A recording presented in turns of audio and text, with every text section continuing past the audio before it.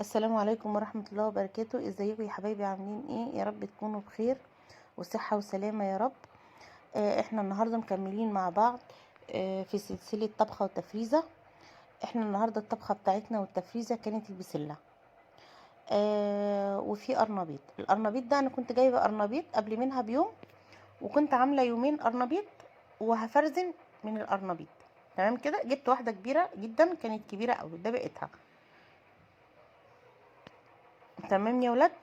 فانا دلوقتي تاني يوم ما كانش عندي اكل وما كانش عندي مصاريف، فبعت جبت 5 كيلو بسله وايه وفرزنتها.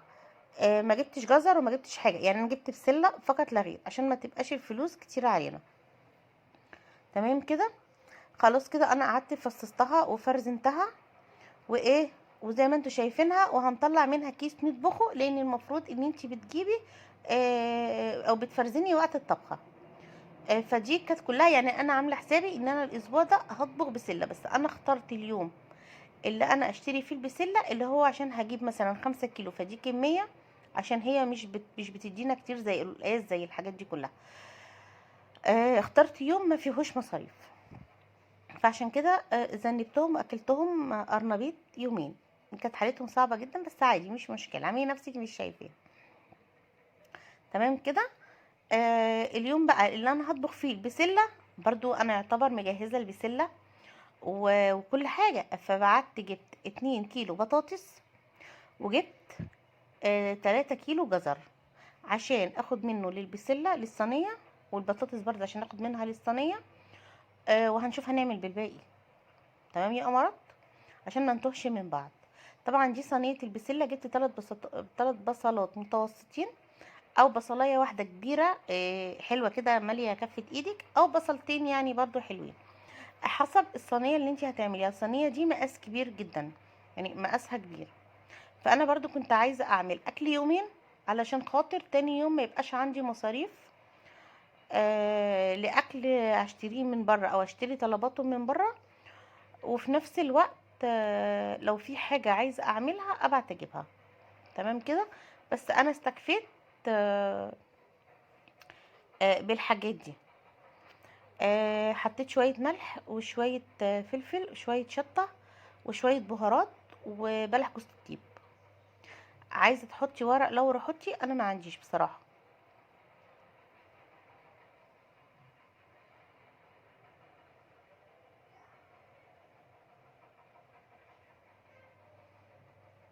لحد كده تمام. ده البهارات، يبقى حطينا ملح وفلفل وشطه وبهارات وبلح جوز الطيب. ورق لا ورق ورق لورا عادي جدا حطي، وبيبقى حلو كمان جدا. طبعا معانا كيلو لحمه حمراء. اللحمه دي يا بنات انا جايباها من الشادر. لقيت ان الحكومه عامله شادر كده، بيبيعوا فيه اللحمه ب200 جنيه. انا جبت كيلو وقلت ان انا هجربه. لحمه الجزار كانت ب180 جنيه. تمام. ده اولا كيس بسله من اللي انا حطاه. طبعا بتعبي البسله على حسب احتياجاتك، وبتشوفي انت عايزه بسله قد ايه في بتحتاجيها يعني. وده حوالي نص كيلو من الجزر. ماشي. طبعا بقيه الجزر موجود، لان انا هخرطه وهحطه في اكياس. يبقى انا كده خزنت البسله والجزر مع بعض، وكده موضوع البسله انتهى، موضوع القلقاس انتهى. معايا كام قرن فلفل.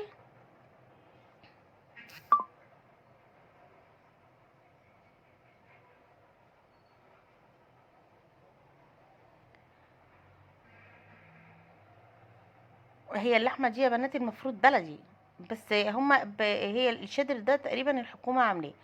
الشادر ده جواه حاجات كتير جدا، جواه رز وجواه مكرونه وجواه زيت وجواه حاجات كده كتيره جدا. ومن ضمنها اللحمه ب200 جنيه الكيلو، الكبده ب120 جنيه الكيلو. آه فانا جبت كيلو وقلت هجربه. سواء بجيب من عند الجزار، بجيب لحمه من اي حته، لما باجي اعمل صينيه بسله او اي حاجه فيها بصله، بدعك البصله كويس جدا، وبروح متبله معاها اللحمه، بدعك فيها برضو اللحمه، وبسيبه بحوالي نص ساعه، وببتدي انزل بالخضار عليه. بتدي طعم وريحه للحمه خرافه. تمام كده. طبعا نزلت بالبسله ونزلت بالجزر ونزلت بالطماطم. هقلبهم كده في قلب بعض، ونزلت بحبه ميه لان انا ضربه الطماطم في الكبه. والكبه اللي عندي دي اللي هي القديمه قوي بتاعت زمان، لان الكبه بتاعتي يا خساره وقعت اتدشدشت. بس كده. وهسيب بقى ايه الصينيه. وطبعا انا بحط فيها بطاطس، هي لقطه البطاطس هنا ما ظهرتش. اخدت نص كيلو بطاطس، قشرته من الاتنين كيلو، لان الاتنين كيلو دول احنا هنعمل منهم حاجات قد كده. بس انا بحدد من الاتنين كيلو بطاطس. اخدت نص كيلو حطيته في الصينيه. تمام، ماشيين لحد مع بعض لحد كده عشان ما نتوهش من بعض. طبعا حطينا معلقتين السمنه، وهتغلي او هتستوي على فوق بنسبه 50%، بنسبه 80%، زي ما انت عايزه تسويها. بس في الاخر انا بدخلها الفرن تاخد تكمل بقيه السوا بتاعتها وتاخد لون وش من فوق.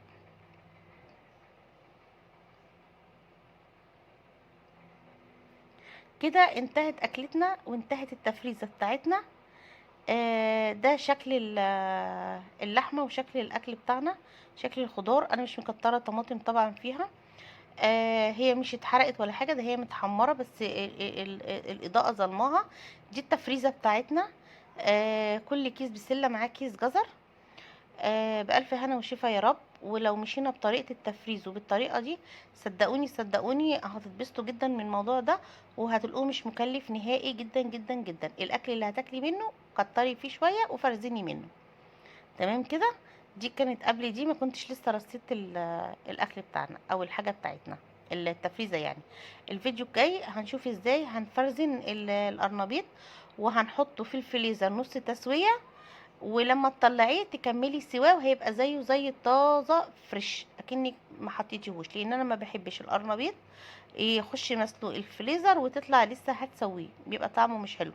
هنجرب الطريقه الجديده دي حصري، محدش عملها قبل كده، هتعجبكم جدا جدا جدا طريقه القرنبيط. ان شاء الله الفيديو جاي. ما تنسونيش بقى في اللايك والشير والسبسكرايب لمطبخ دودو.